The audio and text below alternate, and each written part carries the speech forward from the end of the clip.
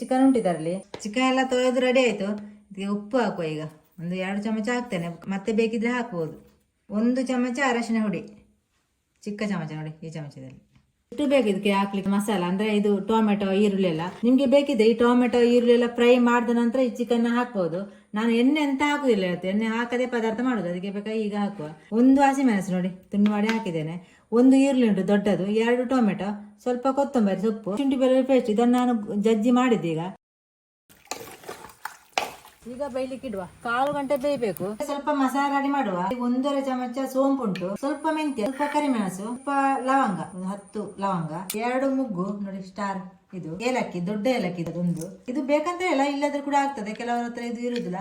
ಈ ಏಲಕ್ಕಿ ಆದ್ರೆ ಎಲ್ಲರ ಹತ್ರ ಕೂಡ ಇರ್ತಾರೆ ನೋಡಿ. ಇದು 2, ಸ್ವಲ್ಪ ಚಕ್ಕೆ, 2 ಚಮಚ ಜೀರಿಗೆ ನೋಡಿ, 6 ಚಮಚದಷ್ಟು ಕೊತ್ತಂಬರಿ ಬೀಜ. ಪಾನೆಗೆ ಹಾಕಿ ಫ್ರೈ ಮಾಡುವ.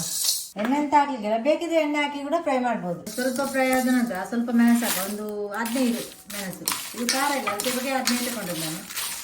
ಇದು ಫ್ರೈ ಆಯಿತು. ಒಂದು 8 ಬೆಳ್ಳುಳ್ಳಿ, 1 ಈರುಳ್ಳಿ, ಇದನ್ನು ಕೂಡ ಹಾಕಿ ಫ್ರೈ ಮಾಡುವ. ಸ್ವಲ್ಪ ಕೊತ್ತಂಬರಿ ಸೊಪ್ಪು ಫ್ರೈ ಮಾಡಲಿಕ್ಕೆ. ಈ ಮಸಾಲ ತಣ್ಣಗೆ ಆಯಿತು. ಇದಕ್ಕೆ 1 ಚಮಚ ಅರಶಿನ ಹುಡಿ ಹಾಕುವ. ನೋಡಿ ಚಿಕ್ಕ ಚಮಚದಲ್ಲಿ 1 ಚಮಚ ನೋಡಿ, ಈ ಚಮಚ ಚಿಕ್ಕ ಚಮಚ. ಸ್ವಲ್ಪ ಒಣಸೆ ಹುಳಿ, ಇದಕ್ಕೆ ಸ್ವಲ್ಪ ನೀರು ಹಾಕಿ ಗ್ರೈಂಡ್ ಮಾಡುವ. 1/4 ಗಂಟೆ ಬೆಂದಿದೆ, ಸಾಕು ಬೆಂದದ್ದು. ಈಗ ರುಬ್ಬಿದ ಮಸಾಲ ಹಾಕುವ.